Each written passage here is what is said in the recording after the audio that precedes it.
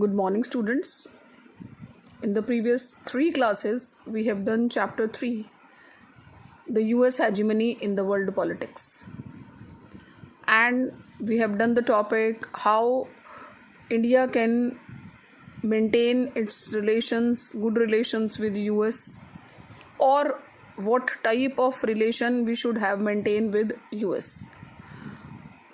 After that, we come to know that India is trying to maintain good relations with US, because the present world is a global world and we are living in a global village.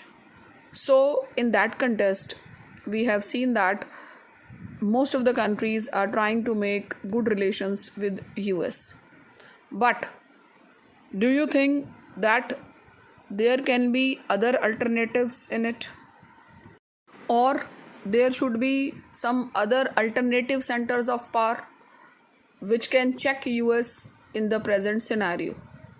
So we are going to start a new chapter, and this new chapter is alternative centers of power. यानी पिछले chapter में आपने पढ़ा कि US जो है वो एक मात्र शक्ति रह गया दुनिया की। इस संदर्भ में हमने ये सब भी जाना कि भारत को ऐसे समय में उसके साथ कैसे संबंध रखने चाहिए। आपने ये सब जाना कि भारत उसके साथ अच्छे संबंध रखने की कोशिश कर रहा है, क्योंकि आज की जो दुनिया है वो एक वैश्वीकरण की दुनिया है। इस वैश्वीकरण के दौर में सभी देश एक दूसरे के साथ जुड़े हुए होते हैं। लेकिन क्या आपके मन में ये सवाल नहीं आता कि क्या कोई अल्टरनेटिव सेंटर्स भी होना चाहिए? क्या शक्ति के कोई अन्य स्रोत भी होने चाहिए? सो इन दिस सीरीज़ मैं एक नया चैप्टर शुरू कर रही हूँ, और जिस चैप्टर आपका 4 है, आपका चैप्टर का नाम है alternative centres of power. After the end of bipolar structure of the world politics in early 1990s, it became clear that alternative centers of political and economic power could limit the America's dominance. Thus, in Europe, the European Union, and in Asia, the Association of Southeast Asian Nations, or ASEAN, has emerged as a force to reckon with, while evolving the regional solution of their historical enmities and the weakness. Both EU and ASEAN have developed alternative institutions and the convictions that build a more peaceful and cooperative regional order and have transformed the countries in the region into the prosperous economies. The economic rise of China has made a dramatic impact on the world politics.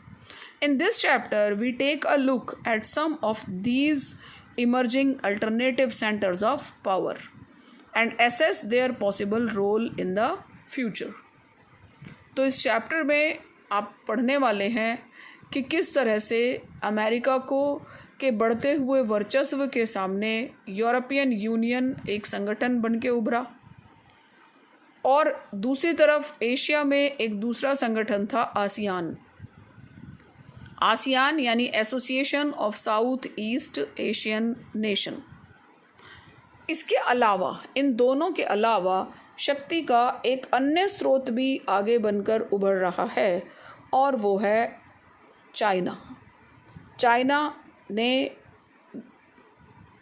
आर्थिक मामलों में वैश्विक स्तर पर बहुत ज़्यादा तरक्की की है। तो इस चैप्टर में हम इन तीनों के बारे में पढ़ेंगे। Now the question arises, what is the European union?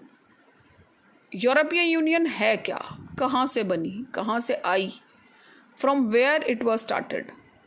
So as the Second World War came to an end, many of Europe's leaders grappled with the question of Europe.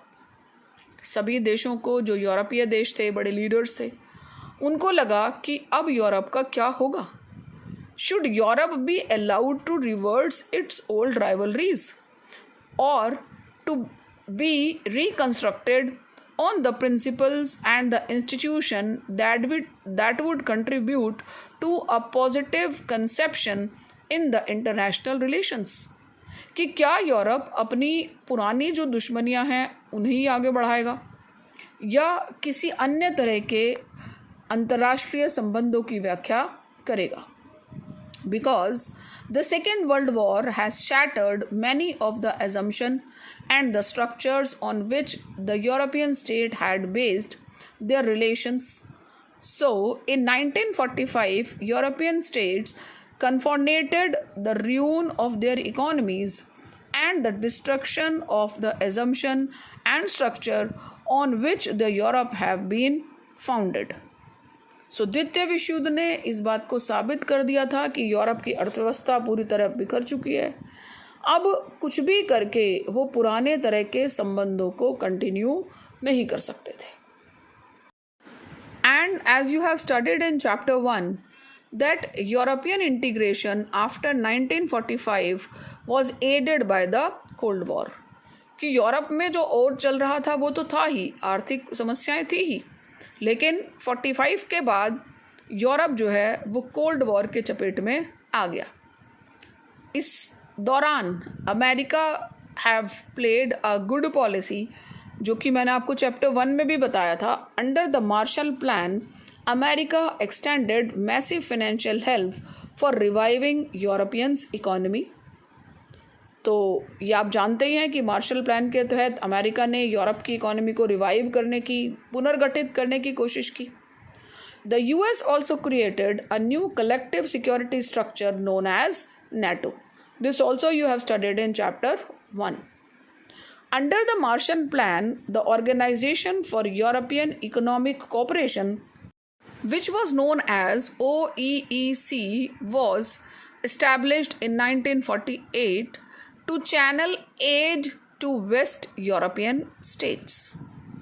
So, ये आप जानते ही हैं कि यूरोप ने western यूरोपीय देशों को अपने शक्ति संगठन में शामिल करने के लिए 1948 में एक ऑर्गेनाइजेशन के थ्रू उनको मदद करनी शुरू की। This OEEC became a forum where the Western European states began to cooperate on trade and economic issues. यानी ये क्या बन गई? एक ऐसा संगठन बन गया जहाँ पर वेस्टर्न यूरोप के देश व्यापार कर सकते थे। ये एक आर्थिक संगठन मात्र थी। इसी के तहत the council of Europe was established in 1949. It was another step forward in political cooperation. मैंने आपको बताया earlier it was economic cooperation, economic organization OEEC, but in 1949 they have decided to cooperate politically as well. The process of economic integration of European capitalist countries proceeded step by step. In 1957 it became European Economic Community, and they decided to make a European Parliament as well. तो धीरे धीरे इन देशों में आपसी सहमति बनती गई, आर्थिक रूप में भी। धीरे धीरे इन्होंने 1949 में राजनीतिक सहमति भी लानी शुरू की, और 1957 में तो एक बार ये था कि ये एक यूरोपियन पार्लियामेंट का गठन करेंगे। The collapse of Soviet bloc put Europe on a fast track and resulted in establishing of the European Union in 1992। 57 के बाद ये ऑर्गेनाइजेशन आगे बढ़ती रही, लेकिन as you know, you have studied in chapter 2 that in 1990 Soviet Union was collapsed. Soviet संघ पूरी तरह ख़त्म हो गया, एकदम डिसइंटीग्रेट हो गया। So they have established European Union in 1992. So it is known as the establishing year of European Union. The foundation was laid for a common foreign policy. क्या रहा इनका प्लान कि ये क्या रखेंगे? Common foreign policy, security policy, cooperation on justice and home affairs, and a creation of a single currency. So these are the four main fundamental basic points on which European Union was established. So 1992 में रूस के पतन के बाद इन्होंने European union की स्थापना की. इसका मुख्य उद्देश्य था, और याद रखिएगा ये यूरोपीय देशों की ऑर्गेनाइजेशन है, वेस्टर्न यूरोपियन कंट्रीज. इसका मुख्य उद्देश्य क्या था? Number 1, a common foreign policy. First, a common security policy.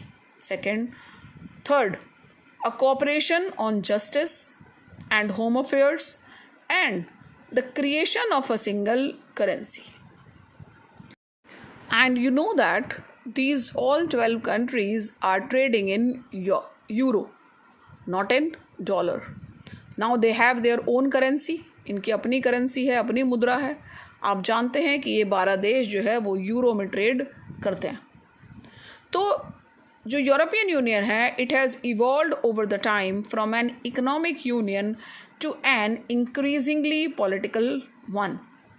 The EU has started to act as a nation state.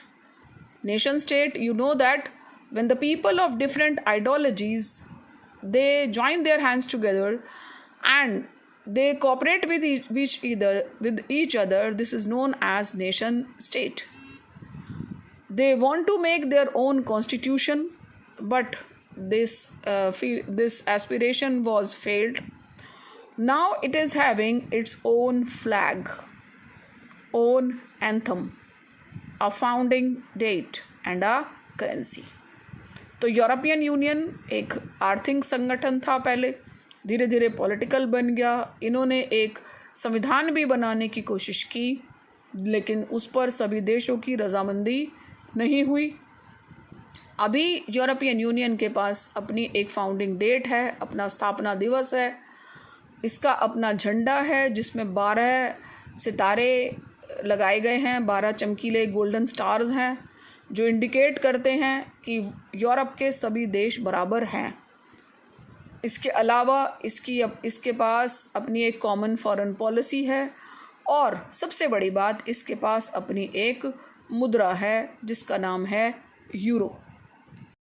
Now this European Union has tried to expand areas of cooperation while acquiring the new members, especially from the erstwhile Soviet bloc.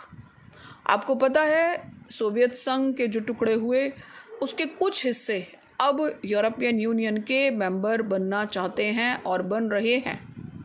The process has not proved easy, for people in many countries are not very enthusiastic in giving EU powers that was exercised by the government of their own countries. So बहुत सारे देश ऐसा चाहते हैं कि वो EU की सदस्यता लें, लेकिन वहाँ के जो लोग हैं वो EU को अपनी वो सब शक्तियाँ देना नहीं चाहते जो उनकी सरकारों के हाथ में थी. There are also reservations about including some new countries within EU. The EU has economic, political, and diplomatic and a military influence. So, our new topic is economic dimension of EU. राष्ट्र संघ आर्थिक रूप में कहाँ पर खड़ा हुआ है? राष्ट्र संघ नहीं, European union. The EU is the world's biggest economy with GDP of more than $12 trillion in 2005. It was slightly larger than that of United States. Secondly, its currency euro can pose a threat to the dominance of US dollar. Next, its share of the world trade is 3 times larger than that of United States, it allowing it to be the more assertive in trade disputes with US and China. Its economic power give its influence over its closest neighbor as well as in Asia and Africa. So European union एक मजबूत आर्थिक संगठन है. इसका जो GDP है, total domestic products जो है, वो $12 ट्रिलियन से भी ज़्यादा था 2005 में, जो अमेरिका से भी ज़्यादा है। इसके पास अपनी करेंसी है जो अमेरिकन डॉलर के लिए खतरा बन सकती है। इसका जो शेयर है वर्ल्ड में ट्रेड का, वो अमेरिका के बाद लगभग दूसरा है। इसके अलावा you know that there are some disputes between US and China, and जो यूरोपियन यूनियन है उसे इसका फ़ायदा मिल सकता है।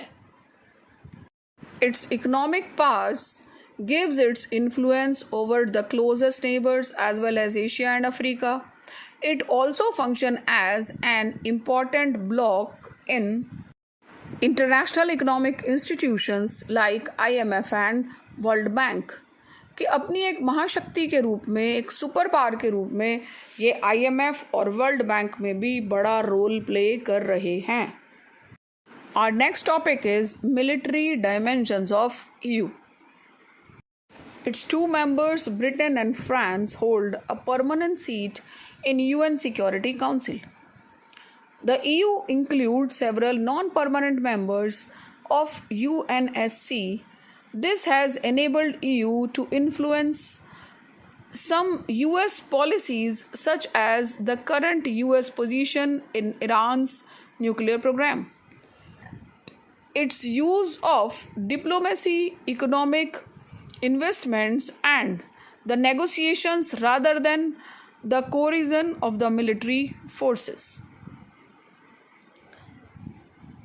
Militarily, the EU combined armed forces are the second largest in the world.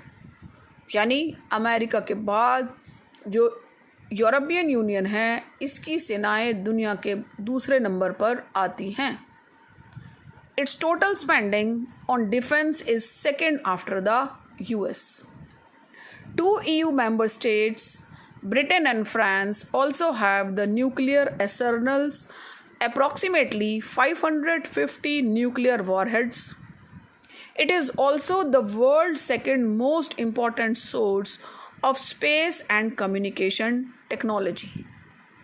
तो जहाँ तक सैन्य रूप में देखते हैं, यूरोपियन यूनियन की जो कंबाइंड आर्म्ड फोर्सेस हैं वो दुनिया में दूसरे नंबर पर आती हैं। इसका डिफेंस पर जो खर्चा है वो अमेरिका के बाद दूसरे नंबर पर आता है। यूरोपियन यूनियन के दो मेंबर्स, ब्रिटेन और फ्रांस, के पास न्यूक्लियर हथियार हैं, न्यूक्लियर वॉरहेड्स हैं, जो कि शायद लगभग 550 हैं। इसके अलावा इसके पास दुनिया का दूसरे नंबर का सबसे बड़ा स्पेस और कम्युनिकेशन टेक्नोलॉजी का नेटवर्क भी है। And that is why EU also has political and diplomatic influence all over the world. Sometimes its work as a supranational organization, the EU able to intervene in economic, political and social areas. But in many areas, the member states have their own foreign relations and the defense policies that are often the odds with each other.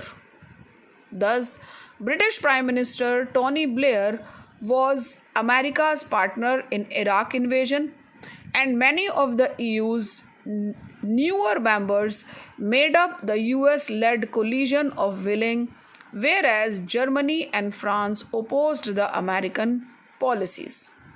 तो बहुत बार EU एक सुपरा national organisation की तरह भी काम करती है। जैसे कि इसका पॉलिटिकल इकोनॉमिक इन्फ्लुएंस तो है, लेकिन बहुत से नए देश जो इसमें शामिल हुए हैं, उनकी डिफेंस और फॉरेन रिलेशंस को लेकर कई बार अन्य तरह की नीतियां भी होती हैं। जैसे कि इराक पर जब अटैक किया था इन्होंने, तब जो कोलिशन ऑफ विलिंग बना था, जो एक गठबंधन बना था सेनाओं का, इसका समर्थन टोनी ब्लेयर जो ब्रिटेन के प्राइम मिनिस्टर थे उन्होंने तो किया था। दे वर द अमेरिकन पार्टनर। लेकिन इसके अलावा जर्मनी और फ्रांस इस आक्रमण के विरोधी थे।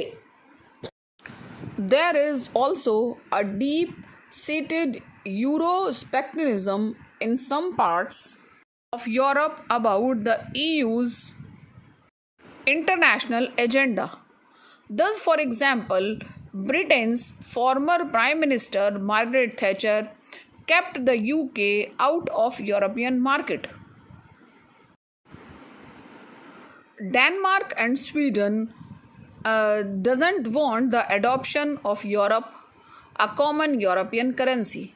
This limits the ability of EU in the act of matters of the foreign relations and defense. So there are some contradictory policies also in EU. इसमें आपस में एक दूसरे के विरोधी रवैया भी देखने को मिलता है, और यही रवैया जो है वो यूरोपियन यूनियन को उतना ज़्यादा सशक्त रूप में सामने नहीं ला पा रहा है. So this is all about European union. और अब हम एक दूसरा टॉपिक शुरू करने जा रहे हैं, and this new topic is Association of South East Asian Nation और ASEAN. So a map is given. Except that, take a look at a political map of the world. Which countries would you say fall in Southeast Asian region of Asia? अगर आप विश्व मानचित्र को देखें तो आप ये देखेंगे कि कौन से देश साउथ ईस्ट एशियन रीजन में आते हैं.